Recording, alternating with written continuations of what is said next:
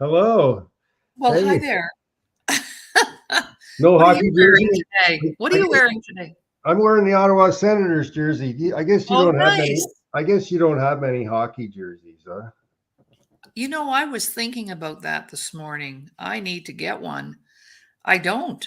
Which And I'm one would thinking, you get? See, that's the thing, right? Who's your team? well, probably the Oilers. Okay. Okay, Yeah, that's good. I played for them. I know. And who are you? We better introduce ourselves in case Get we have num- a get new audience get today. get number 8. Yeah, it's Doug Smith, former NHL player, reporting from Ottawa, Ontario, Canada, on the Ottawa River here. I can see Parliament Hill from the window right there. Oh, beautiful. Beautiful. And we have, Well, Dr. Laurie Davis coming to you from a beautiful, warm, and sunny Drayton Valley, going up to 25 degrees today. oh, gorgeous. And just that little last rush of summer before the fall and winter hit here. So that's who we are, and we're here to. We have a guest today, don't we? We got Mark coming on the show, and Mark is a Toronto Maple Leaf fan, and he follows the Leafs very closely, way closer than I do. So we're gonna talk about the Leafs. I never played for the Leafs. I did play for the Edmonton Oilers, though. You wear Hmm. number 8. Yeah, I want to see number 8. You know. Okay. Okay. Okay. All right. All right. And yeah, so my background, Lori, just so everybody Yeah. knows, I played over 600 professional games. I was drafted second overall by the LA Kings. Um, had a tragic accident in professional games 607 where I broke my neck. And subsequently, I've managed to put the story together, write a couple of books. I travel around the world. Actually, I was just in Ocean City last week, opening up a big conference for workmen's compensation with lawyers and doctors, and telling my story. So today, like, I get out there and share a message about change and what happened to me and how anybody can improve their performance. Very similar to what you do, Lori, in that yours is all about self-worth. You help people improve self-worth, and that's part of, if not the missing link, right? Well, that's what we called it anyway. The missing link. Yes. Recovery when we've had something bad happen to us, and nobody escapes that, Doug. I mean, nobody Mhm. is going to escape. There's 8.5 billion people on the planet, and trust me, not one person's going to get out of here without having had to face something that was Mhm. damaging for them or traumatic for them. So we figured out and have put systems together to help people repair and restore that damaged self-worth from either early childhood negative experiences or something that you experienced at 29, or right now somebody 82 can be having some kind of trauma. So yeah, trauma recovery and rebuilding and restoring that self-worth so that I know I deserve to be well. And it'll always be with you. Trauma, Yes. it's never going to go away, but it doesn't have to control you. And there's Right. certain mechanisms inside the brain and inside the body and the waves that we work with that allow us to heal. If we do the wrong thing, we get worse. If we do the right thing, we get We get better. And that's all we're trying to do here is help you through the recovery performance process, which actually is the same word when you look at it. It's all on the same spectrum. So the Right. human brain only wants one thing. It just wants to get better. And it doesn't care whether it's really badly injured or whether it's performing at its highest level. It's interested in getting better and improving. So if you have a brain, that's what it wants. And if I can, before we get started today, because this is brand new for the people out there who want to know about the brain and how it works, this is neural waves. Nice. And neural waves, you can go online and look up Georg Northoff and get this book, and it feeds right right into the trauma code, or the trauma code fits right into the latest in psychiatry and philosophy and neuroscience. So to help yourself, you got to make your head better, right? make, Yes. make and the body follows the brain. So That's right. It does what you tell it. Yes, it does. And that's the interesting thing about Mark is he's overcome, a lifetime. Like Mark was born with CP, cerebral palsy, and he's managed to build a career, and he's in school now building a career in media. And I'd be putting up my hand to see Mark, right by the Toronto Maple Leaf bench one day. It wouldn't surprise me at all. He likes Great. as much, way more than he likes school. So let's bring Mark out and see how he's doing Yeah. today. And let's learn about the Toronto Maple Leafs. Oh, yes. I have a couple of funny stories about that I want to share with Mark. And there was something else that you said that triggered something I wanted to share, but I've forgotten now. And the tape will come around eventually, and I'll remember it. So, Yeah. um, right. It was all about, oh, I know what it was. I have a new young client, and she came over yesterday, and we chatted here in my studio, and she said, I read a really great quote this morning. And I said, what is it? And she said, well, I'm discovering this. Healing, it doesn't come in a straight line. Okay. It's not linear. No, it's multifaceted, right? Hmm. It's kind of like success. Some people think it's like a straight line to the top, right? No, it's like your sailboat. You have to tack back and forth to get to the destination. So Yes. the analogy was healing is the same way. Yes, and I you love have these you'll find when in the healing process you have cascading experiences it. where Hmm. where it isn't linear, it goes up really fast because you're working on it and you get some big gains, and then you Hmm. level off again and then you get some Yeah, big gains, right? it's kind of like losing weight. I guess you know what, I've been fortunate genetically that I can eat anything I want, whenever I want, as much as I want, and I stay the same weight. Lori, I am the exact same weight today as I was when I was 18 and I was drafted by the Los Wow. Angeles Kings. And I've Wow. fluctuated because of injury down to 152 pounds and back up. But after I recover after injury, I seem to just bounce right back to the same mold. I don't know what it is. It's weird. Oh my, well, we should call you the miracle man. There is one miracle man out there already, but you could be the miracle man. Well, Steve Austin. I want to be the next Steve Austin. The $6 million man. Yeah, there you go. I was at a conference speaking at a conference this past week, and we'll talk maybe more about that. And there was a company there in the trade show that was around the conference that was all the cybernetic stuff, that, the attachments and arms and legs and Oh, fingers. They could literally, like, I was there and I was looking at their stuff, and it was like, you guys can just rebuild the whole body from the torso out, right? Like, yeah, and they could, like, we're getting there, right? Where there's no limitation. You lose an arm, it's like, that's awesome, I get a stronger arm. right, exactly. All right, well, let's welcome Mark to the stage and get our conversation going. Good morning, Mark. Welcome to the show. Good morning. Thank you for having me. You're Hey, Mark, welcome. thanks Yeah.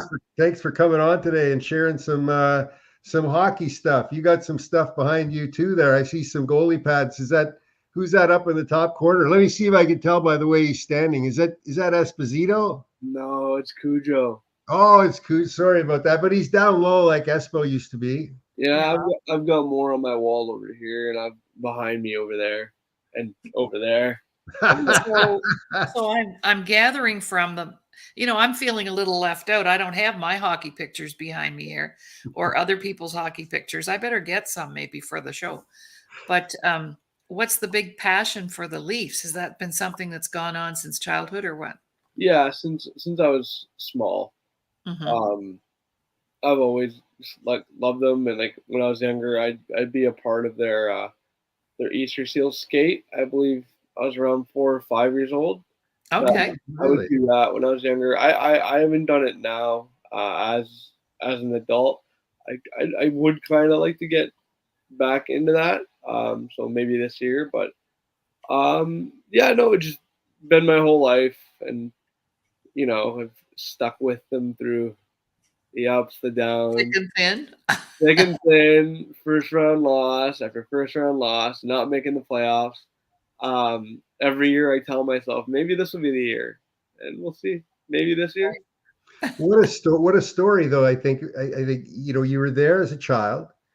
You doing the Easter Seals thing, and now for you to come back, you should bring a cameraman with you. Okay. What a great story that would be for the Leafs. That you've achieved. Because tell us about your history, a little bit about your history, Mark. Like, you were born with CP, right? Yeah, I was born with CP. I was about over. I was a preemie, about 20 weeks prematured. I weighed about 863 kilograms, so that's not even a pound. Well, 863. Yeah, Not kilos. No, Milligrams. milligrams. Sorry, yeah. Yeah. About 863, so I wasn't a pound. Wow. Wow. And yeah, the nurse screwed up on a code blue. And everything else just happened, and yeah, that's how I got CP. So, yeah.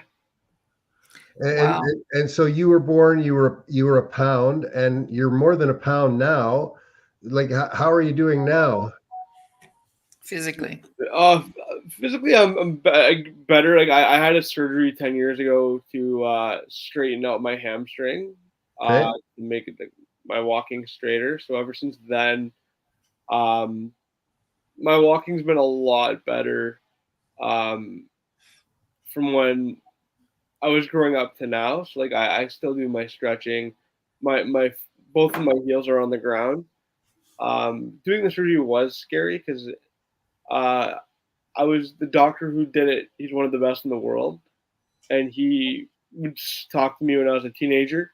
So we would kind of go back and forth, and we waited till I turned 17 because I couldn't do it with him at the age of 18, or I'd have to go to someone else. So I did it. I was at Sick Kids Hospital for a couple days, and then they moved me down to Holland Bloorview for about 2.5 months for rehab, and I left there in December 2014. So since then, I've had no issues. Some days I'll feel like tight, so I have to stop the stretch, and I should do more stretching, but I'm not going to sugarcoat it. Shouldn't we all? I don't, but I try my best when I can do if I have free time and learn from watching TV. Yeah, so the hamstring, that's very interesting. So the CP caused your hamstring to tighten up so that you couldn't get the flexibility in your leg, in the back of your leg. So they cut it. It was just like, so my one leg, so my right leg, it's normal, like it's straighter. When I was younger, I would grow, but how do I put it? But my leg wouldn't. Like, my leg would grow, but my muscles wouldn't. Oh, okay. So they like bent. So then the surgery, they just straightened it out. Holy cow! Wow. And so you're doing well. You're not in pain? No, not at all. I still have my scars from it on my leg. Okay. The only thing I still have after all these years is my left foot. It's still very sensitive after all these years. So that was from the surgery, but apart from that, I haven't had too many issues.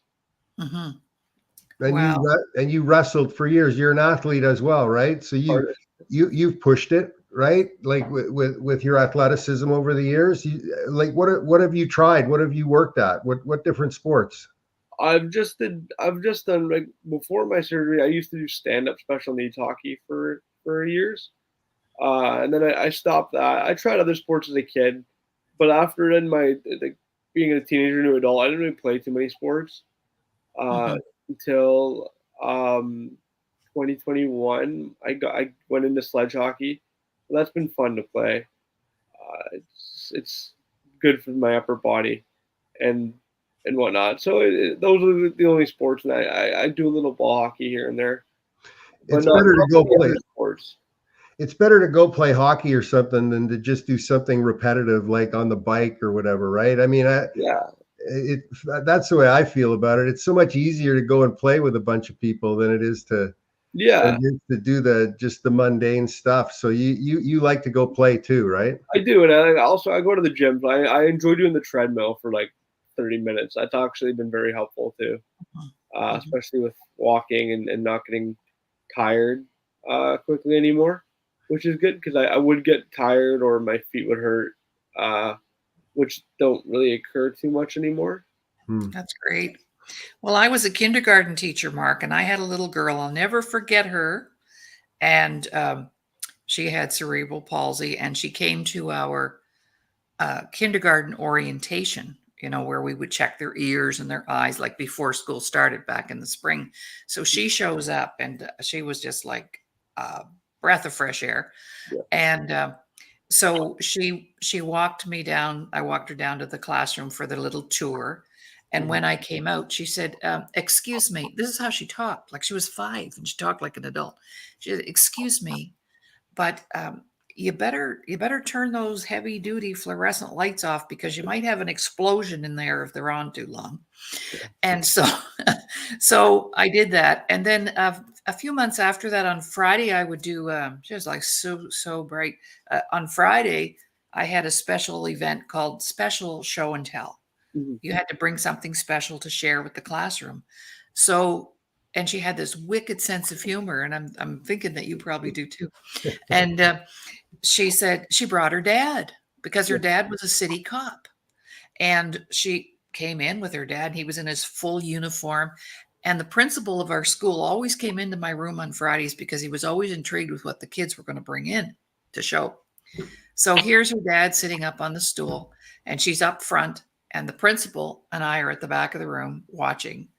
And she said, "Everybody, I wanted to bring my dad in today because I wanted everybody to see his big gun." Oh my God. Well, John and I, my principal, we had to turn ourselves around and face the back of the room because we lost it. We lost it. Of course, the Yeah. kids didn't know it. But anyway, so yeah, I've had that experience, and some of the challenges that you were talking about. I remember her as well, not having the heels on the ground. And I Yeah. met her in a parking lot 25 years later. I was shopping, and there she Wow. was getting into Wow. her car. And I said, "Tanya, is that you?" She said, "Mrs. Robar, is that you?" And 25 years later, of course, she had married and had a little family. And, it was just a really great to see. So, congratulations on all the challenges, and congratulations for your recovery and for being with us today. This is Yeah. amazing. Thank you. No, it's funny you say that because like driving and whatnot. That's the thing. Like when I was younger, like people at Aeronoke here in Ontario. I don't know if you guys have Aeronoke in Alberta, but they would tell my parents like, "Oh, like your son won't do this, won't do that," Yeah. um, and then my parents just like did the opposite. Hmm. Like one story was a kindergarten story. I guess I'm from what my mom tells me, and my mom, my dad too. So there was a day where we had I guess a lady come in to evaluate me in kindergarten, and she told like my parents like that, like your son won't do this, won't do that. The problem is the lady came in and she evaluated the wrong kid. Uh, Oh, Oh no. my gee. parents my parents were like, well, the kid that you said they can't ride a bike is right there riding a bike, and they're pointing to me as I'm riding the bike. Um, so Yeah. yeah, there's that, and then like I drive too, and stuff like that. I don't ride a bike now, but as a kid I would. Like, Yeah. obviously training wheels, but as an adult now, I wouldn't feel too comfortable. No. So yeah, no, but that's like one thing. My parents just always did the opposite. Cool. So Well, so the that's them. so the Toronto Maple Leafs. Yeah. I know Laurie has a story about the Toronto Maple Leafs as we lead into sort of where they're at and who you think's going to be, leading the show this year. But maybe Laurie, you could share your story about the Toronto Maple Leafs since you're so sports endowed. Well, I've never played a game of golf or hockey, but anyway, I can talk. I can talk about it all. But this happened in 2019. I was in Winnipeg, and I was speaking at the National Conference for Truth and Reconciliation for the residential school system in Canada. So they were having their very first national conference, and I was invited as a speaker to go and talk about self-worth. And in the ballroom, they had all these big banners with the pictures of the schools, and the place was full of elders. And I was going around reading the information on all the banners, and behind one of the banners was this little tiny guy. I believe his name was Isaac. He was an elder, and he was reading about his school where he went. But he was wearing a Toronto Maple Leafs, I'm telling you, knitted sweater. It wasn't a jersey. It was a blue knitted sweater with the big Maple Leaf signet, on the front, right? And I said, "Oh my gosh, are you a hockey fan?" He said, "Oh, 1,000%. Maple Leafs, 1,000%. And he said, "Even though the last time they won the Stanley Cup, the dinosaurs were here."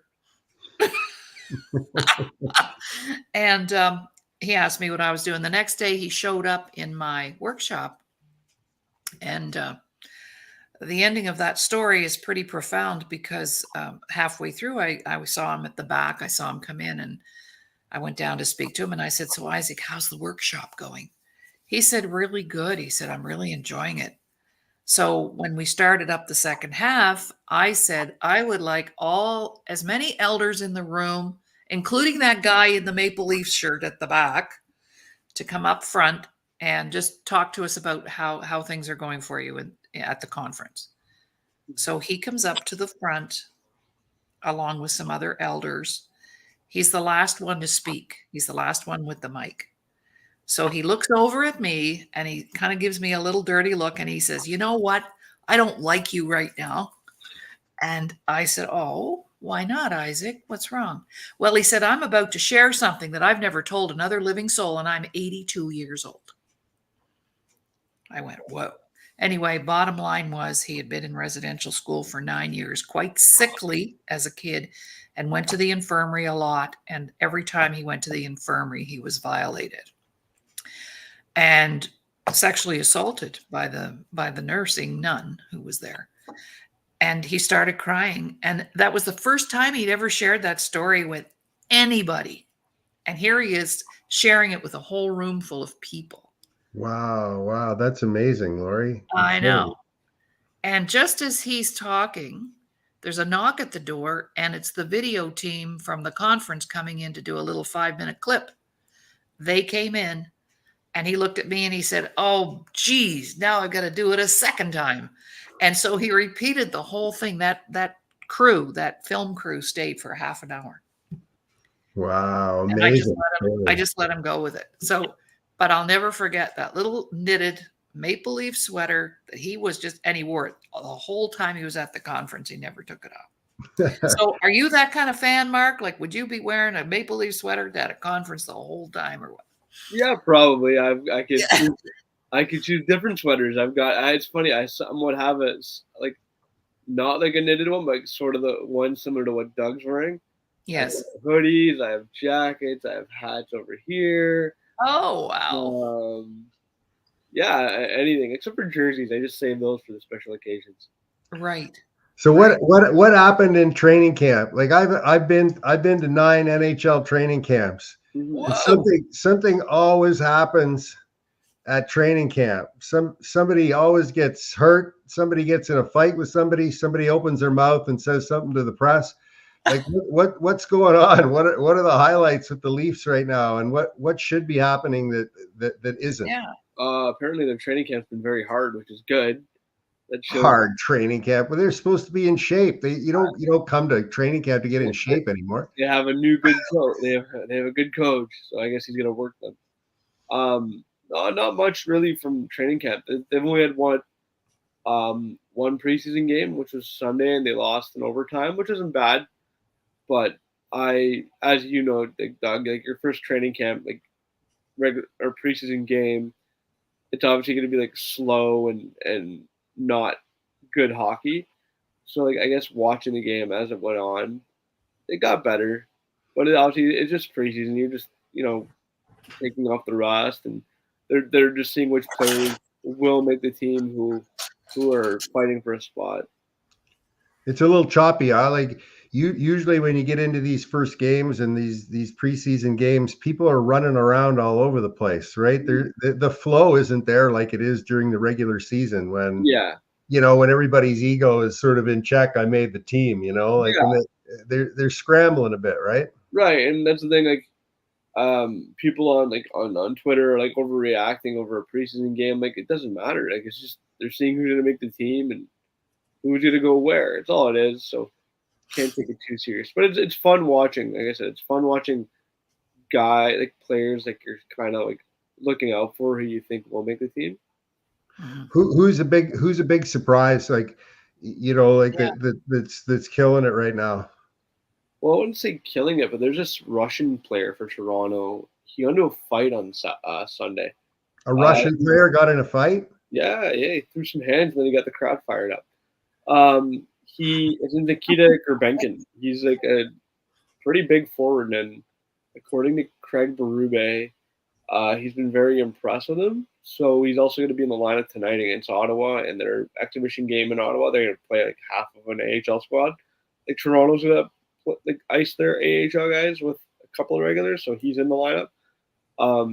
I like him, so I think he'll have a couple of games this season, probably in like the early going of the season, and then they'll probably send him down to the Marlies.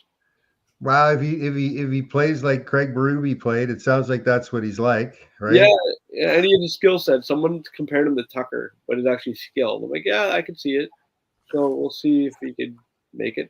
I like it. It'd be something different. I like when different players you don't expect make a team. You know what? If he's working hard, something's going to go in off his butt. And, that's what happens, right? It's not linear. The guys that are working the hardest, the guys that are in the best shape, it's going to come to pass for them. Yeah. And what about the superstars? Are they gonna turn it on? Like, I'd hope so. We'll see what happens on October 9th until April when they get in. And who they playing first? Montreal. Oh, really? That's fun. Yeah, and then they're on a back-to-back. So it's Montreal and New Jersey. So I'm looking forward to the New Jersey game more because then they'll be playing Sheldon Keefe, their former coach who they just fired in the offseason. So I'm looking forward to that game more than the home opener. So you like what you see behind the bench? Yeah, and I like they have a new coaching staff. I like behind the bench. I like the thing is I like Sheldon Keefe. It sucks that he got fired, but I guess it was time because after I guess four first round exits plus a second round exit, time for a change. And but the thing about him being fired is it felt different than previous years where it's like, oh man, they have to fire this guy. It's like in this case, no, they needed a new voice. So I like what Craig Berube is going to do. Obviously, he won the Cup of St. Louis in 2019. Well, it's going to be. I feel it's going to be a tougher team, because Keith and Berube were like two different personalities, opposite ends of the spectrum, and hopefully that creates room for the skill for the real like major talent that Toronto has. Because I mean, there's 3 or 4 guys on that team that it's ridiculous how good they are. Yeah, and even if they take a little bit of a hit on offense, it's better to have your defense kind of upgraded, which they have upgraded. So I'd rather have the safety net in the season of the defense playing well, but offense still winning games in different ways, which would be nice. And then you could kind of add forwards at the trade deadline and go from there. That makes a lot of sense. And what about Nylander? Like, is he healthy? Fantastic. He looks healthy. He looked good on Sunday. He's also they just announced yesterday as well for him. He's gonna be in that Amazon documentary series with like 8 other players that comes out Friday. So I'm looking forward to seeing Nylander in that because he's got a great personality. See, that's not good for their hockey game at all. Well, okay, it's good for their ego. And I've done stuff in LA. When I was in LA, I did stuff, and the team played so bad. Whenever we had the movie screen come in, the movie cameras come in and film something, and people. It just it costs. Yeah. It just, No, I'm looking forward to that, actually. I mean, since you brought up Nylander, I'm like, yeah, I can't really say too much about him. He looked fine in game one at center. But actually, they are putting him at center, which is going to be interesting to see. as long as he doesn't think he's a movie star. No, he has great hair. I wish I had that. But no, we'll see how it goes. I like to see him at center and see what they'll do. Actually, tonight in their game, they're playing his brother, so I want to see how his brother does for Toronto. Oh, that's right. Excellent. Yeah. So, but is he strong on the draw as he needs to be? I mean, William Nylander. Yeah. I think when he was drafted as a center, but then they kind of moved him to the wing. But he even told the media on, I think last week, he never got a fair. He kind of gave a shot to Keith about playing center, where it's like they only played me for 2 games. Talked to my old coach as to why, because he never got. He wanted more than just 2 games to try it out. It was 2 exhibition games, not even regular season. Hmm. And they're really good. Give them 20 games at least. They're really good at watching their tongue now. Like the players are, I think they're coached. They must be coached by their supporters to keep their mouth shut. Because I went into Toronto one time. I had played for the LA Kings for 4 years, and I'd been asking to be traded for 2 years. But there was no social media then, and I came into Toronto to the building. I was really upset, pissed off, and angry. And I called one of the reporters over and I said, "Hey, I got a story for you." I said, they knew who I was because I was a first round pick, like the highest pick ever by the Kings. I said, "I got a story for you. I've been asking to be traded for 2 years. I hate it in Los Angeles. Run with that." Yeah. That night, it was on the front page of the Toronto Star. and everybody on my team, not everybody, but a lot of the team turned against me, of course, right? Yeah. Because I was saying publicly I didn't want to be with them. Yes. I wanted to be somewhere else. And then all of a sudden I'm on the plane and nobody's talking to me. I remember I was reading a Robert Ludlum book and I fell asleep on the plane and somebody tore out the last 4 pages of the book. Oh. It was just, it was really, really ugly. Today, like they asked to be traded and, they publicize everything so that it's not a big deal. But when I played, if you were seen to want to be traded, you were a castaway, man. It was like it became a survival. You had to go into survival mode. Yeah, I feel like back then it'd be a lot different than it is today because, like you mentioned, a big part of it's social media. I guess guys don't take it too personally like they used to anymore. Like I'm sure players get upset, but I think it's probably how they handle it. Yeah, the feeling is probably still there, but they've washed it out, and I'm sure like they're being trained on it this is the way that we do it. This is how we talk about it, right? Like, and rightfully so, because the money's grown so big. Like, why would you be having silly like disputes over nothingness? It doesn't make any sense. No, not at all. Mm-hmm. So I'm interested, Mark, in some of the pictures and posters you have up around. Is there any one special one that you'd like to share with us? What's your most favorite or treasured paraphernalia there? I see that little hockey stick there. I was curious about that. Yeah, that's signed by Johnny Bower and Curtis Joseph on that one. Oh, wow. By both of them, by Johnny Bower. Yeah. Wow, you could put that on the internet. I could, but I think I get bad karma if I did that. Yes. Well, we're putting it out there right now. If the number's big enough, you'll probably let it go. Yeah. Actually, I have a couple. So I have one here. I'll move my camera here. I've got a Matt Sundin autograph, one that was signed by him because we knew someone close to him, and we gave him a couple photos, and he personalized that one. And then on my wall there, I have his 1,000th point. Put it in the corner there. Ignore my. Oh, wow. It's in the corner right there. Oh, wow. Very cool. Yeah, and I've got more. I've got Curtis Joseph there in Detroit, Tavares Matthews, and Doug Gilmour autograph. I have a Sidney Crosby autograph on there, and then I have a couple of posters as a kid I've collected that are still in great condition in my bed, kind of under my bed, that are there. You'll pull them out and get them put behind glass at some point. Yeah, right? one day I got to figure it out, and everything today is very expensive, so I gotta just plan out accordingly. And then over there on my shelf, I've got a bunch of hockey books.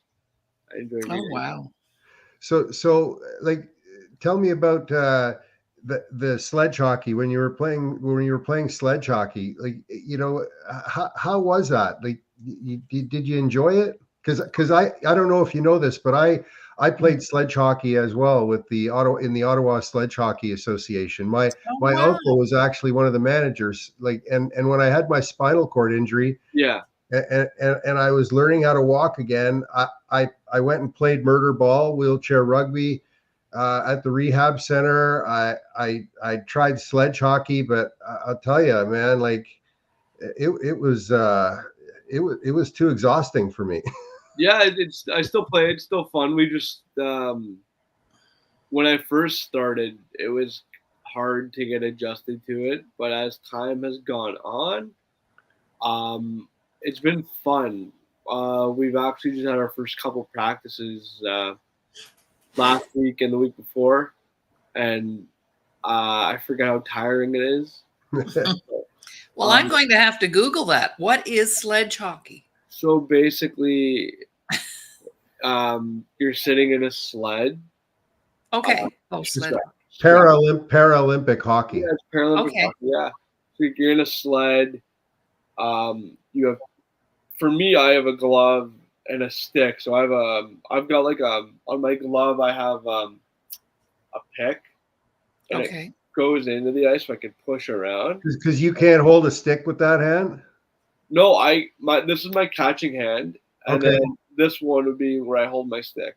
Okay. So I've got on the end of the stick that I have a couple blades that dig into the ice, and then on the top part, I have another blade so I can dig into the ice and I can push myself. Wow. It's all about having the ability to propel yourself, and right. And you need sharp. So these guys are all skating around on these sleds with knives in their hands, basically. Pretty much, yeah. Oh, see, I thought you were saying sledge hockey. So it's sled hockey. It's called a sledge. Oh, is it? Okay. Yes. I'm the same way. People say the same thing too. I'm like, but it's weird. The way to spell it is like sledge, and then the other one's like there's like sled. It's like two ways to spell it, and I'm the same way. I'm like, yeah. Well, the only sledge I know was Percy Sledge. That's how old I am, Mark. Percy Sledge.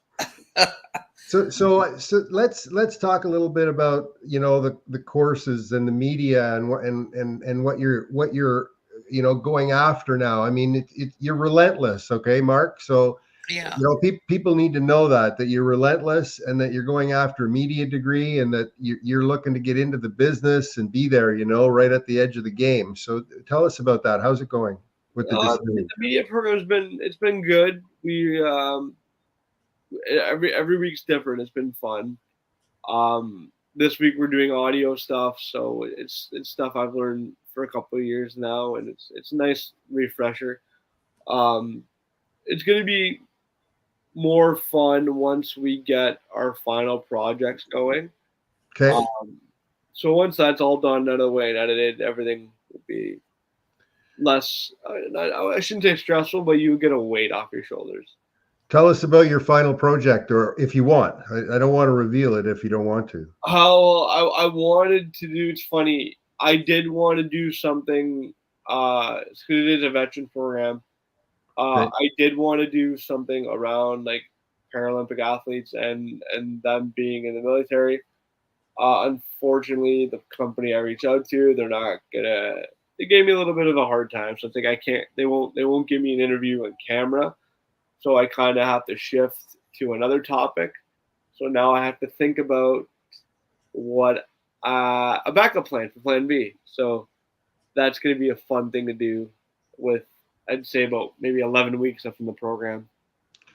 I don't know. I don't understand. So what happened? They didn't want to go through the process of allowing you to create a video. It would have been a distraction for them. Was that it? Distraction. They're just getting people interviewed and information and things like that.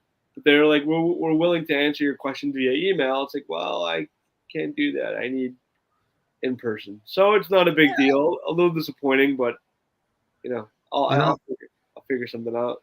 Hey, you know what? Like we should talk. I got a lot of stuff. We could do a project together. Get you an A somehow. Yeah. Hey, like I'm totally open. Just you just reach out to me anytime, okay? Like and we can talk about it. Yeah. We'll figure out what the best way to go is. Like sometimes when you're in it on your own and you're focused on doing it a certain way, and then you get, holy shit, I'm not going to do it that way. Yep. Don't hesitate. Just get on the phone with Laurie or I, and we'll walk through it and ask you some questions and figure it out. Yeah, thank you. Yeah, I'll once I'll ask around, talk to some people, and see what other ideas I can think of. And what are the parameters? What are they telling you that you need to create? It's just a 6-minute documentary and a 1-minute podcast. It's simple. That's a walk in the park for me to do.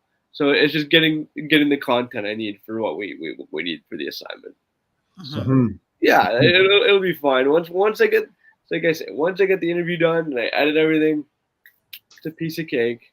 Yeah. You seem to like you light up when you talk about editing and working with video. That's good, man. Depending on what program I'll be using for editing. That's How's it going with AI? Are you learning? Are you going to conferences online? What are you doing about it? I haven't done any of that. AI is just pretty simple. There's a lot of stuff online where you can find stuff and research, and then all that stuff. Yeah. So do you like being in front of the camera or behind the camera?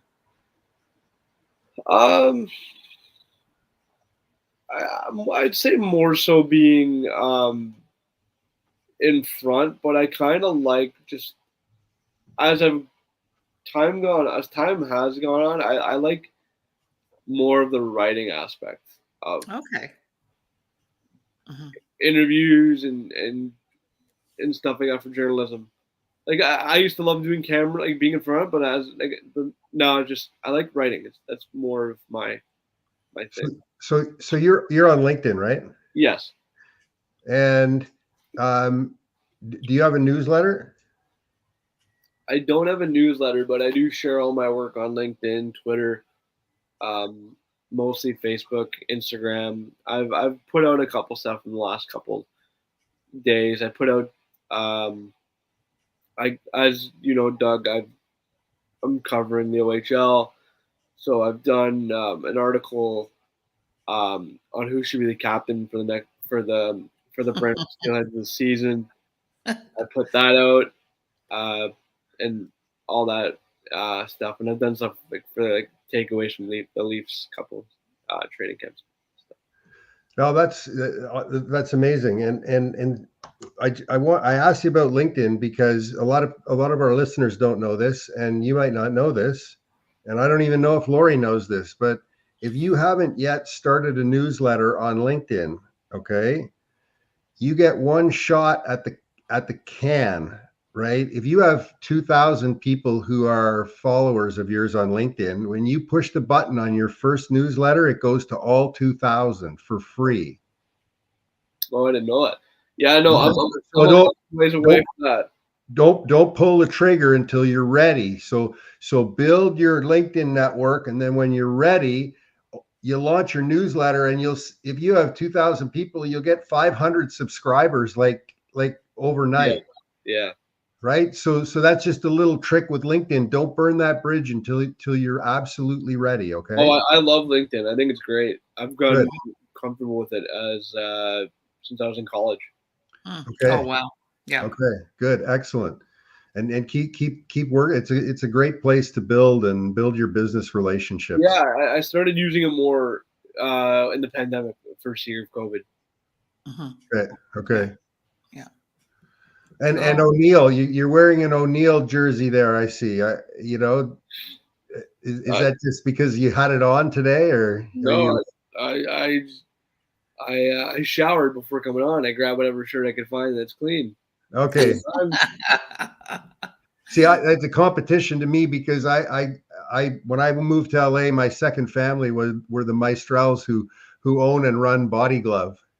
Okay. And so Body Glove became the direct competitor of O'Neill because O'Neill was like a wetsuit company, right? Oh, I didn't know that. That's something I just learned. Yeah, that's what I'm asking. I'm wearing a wetsuit t-shirt company. Yes, that's what you're wearing. Yes, you represent wetsuits. Perfect. Beauty. Ah, the sports world. So is it just hockey, or is it other sports you're after too? Or right now it's just hockey. Okay. Right That's now, your passion. yeah. Right now it's just hockey, and then on the side, I do some wrestling stuff with his name's Bilal. Jay got me in contact with him, so I've been doing some side work with him, and that's been fun to do. Being a guest on his videos. And where can people? Yeah, I was just going to ask that. I read your mind. I know that was going to be. So you ask the question, and I'll put it on a banner while you're talking. Yeah. For me, just find me on Twitter. I'm always on there. It's Twitter at Mark Freitas 96. Let me just clarify that because I did change my Twitter name recently. Let me just go to that. Just want to be sure. It is Mark Freitas 96. I was a different number before. So 96 or 86? 96. Gotcha. So I'm on there. Reach out to you. And that's where they can reach me. And why are you there, Mark? I'm always curious about what people are doing with their digital footprint. Why are you doing it there? Is it because you're comfortable, or is it because you think you're going to get the biggest uptake? I find Twitter is the best place to interact with people, or people to see your things. It's such an open. It's such an open social media website. And it's kind of like the newspaper today. Yeah, I wake up, instead of reading the newspaper, just go to Twitter, what news I can find. And that's the best place to find everything, to be honest. There's enough real people on there, you think? That's the problem, right? For now, as long as Elon takes away all the bots, yeah. Are you paying for it? Oh God, no. I would not give my money for Twitter Premium or whatever it is. Okay. Yeah. Well, no, it's fun. I like I said, you interact with people. Even your friends will share your work. People engage with you. It's fun. Okay. What other platforms? Like you got Twitter. What other platforms? Instagram. I am on Instagram. I am LinkedIn, Instagram, and Facebook. But I keep my Facebook for myself. But everything else is kind of just open. Mm-hmm. That's cool. So what about the dream now? Where do you want to be in a year with what you're doing? Hopefully working in media and making money with it. That's the goal. That's our goal too, Doug. Yeah. We got the same goal. A year from now, we're making money. Yeah. Doing it. That's the goal. We'll see what happens. See what life brings. Well, you know what? This is an incredible learning tool that we're on right now. Yes. Anybody who's on this for even a couple hours a week right now is striding so far ahead of everybody else. It's unbelievable. Yeah. And I have to kudos to Dr. Laurie Davis for helping me understand it better, right? So that we're able to use it better. And just advance yourself in this space and come on the other shows too to talk about healing and recovery, maybe with Laurie too, right? Because we have a healing show. What are the 5 shows, Laurie, that run during the week again? Well, Monday we do self-care, self-improvement, empowerment. Tuesdays we do 2 shows. First one is financial with Dr. Ramin Modiri, and then we do this show. And then on Wednesdays it's wellness Wednesday.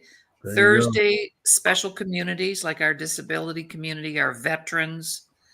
And then on Friday now we do 2 shows. The Today Show again, which is like a fun day.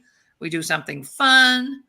And then Friday, an hour later, we do a show called VIP, Voices for and of Indigenous People. So we have Indigenous guests.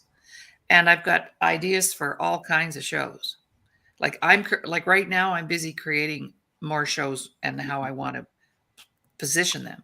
And Doug, you'll be really proud of me. I hired someone yesterday to take care of all my social media.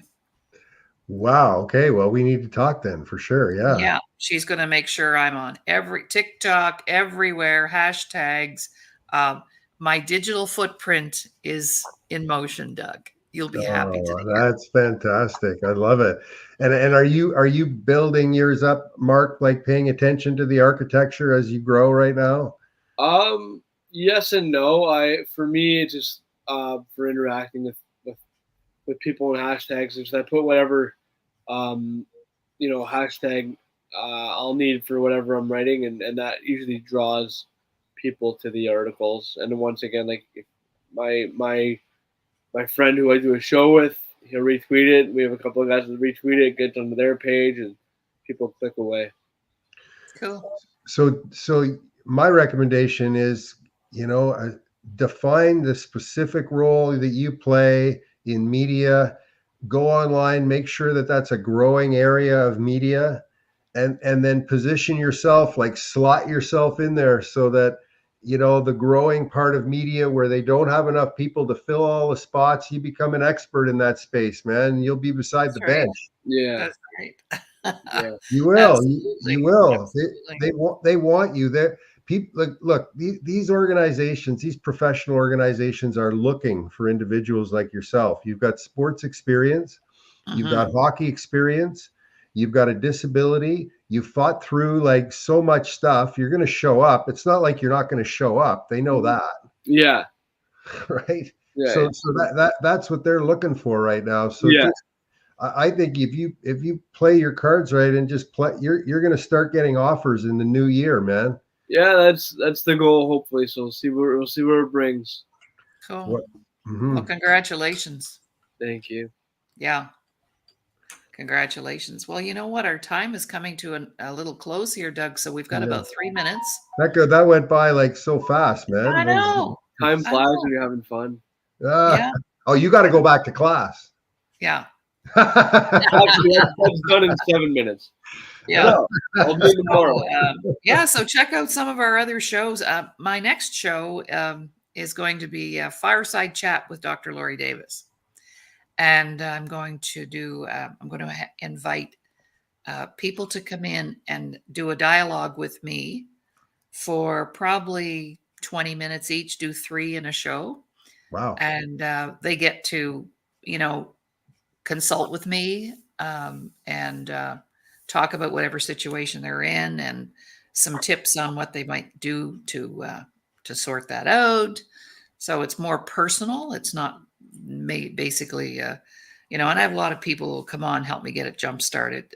I'm going to call on my former clients and people that have done their work and because we meet people every day who have a story and need help. So fireside chats, Dr. Laurie. That fireside late night chat to help you with what is ailing you, which is usually the same thing, the emotional side of things, right?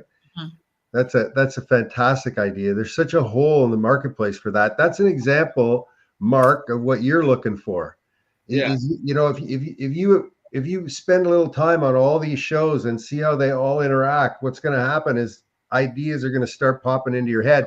That's what happened to me. Like I started coming on, working with Laurie, meeting with her, then meeting with other groups of people, then doing the show.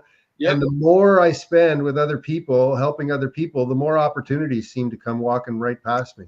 Right. It's all about building connections. It Yeah. is. So just, keep doing this. Say yes to everything. My daughter taught me that, actually. My oldest daughter taught me that because she moved out west, and she said, the best thing I ever did when I moved out west, I said yes to everything for a month. I didn't ever say no to anything. And within a month, you can have a community around you if you say yes to everything. Yeah. That's what Absolutely. I'm trying to teach myself. That's What's right. that? What's that? That's what I'm trying to teach myself. It's we can sometimes help you it's with hard, that. right? We can help you with that. Yeah. So All right, Mark. well, you. just who gave you the no side? Was it somebody in your family? I got saying no from my dad. Who did you get saying no from? I won't expose anybody. I can't do that. Okay, right. Okay, we'll talk A about that next diplomat. We time. have a There we diplomat go. here. All right. Well, All it's great right, to well- talk with you. Have great fun. Thanks a lot, guys. Thank you for having me. Have a great week. Thank you, Mark. Thank you, Doug. Talk to everybody later. It's not the end, Mark. It's just the beginning. Exactly.